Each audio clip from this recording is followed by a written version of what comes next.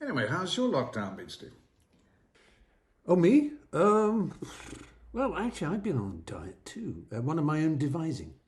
Really? And what's the theory behind it? I made this chili jam and mango, and what I do is I spread it on all the food I eat, everything, absolutely everything, and all the drink too. I put drops of it into wine, beer, fizzy soda pops, all that sort of thing. So they're low-calorie, ketogenic?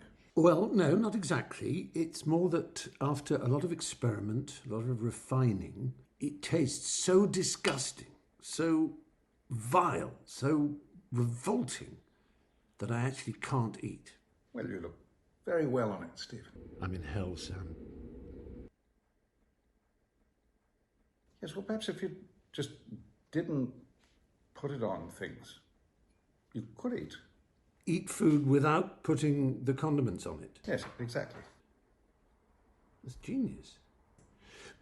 The trouble is, what I've done is I've in an excess of zeal, because I knew I could easily break the diet, I went round and I covered everything edible in the house with this sauce. Right. Yes, I could live out of cans, but I don't have a can opener.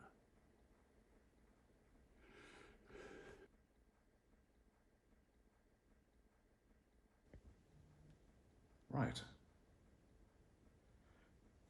Gosh, look at the time.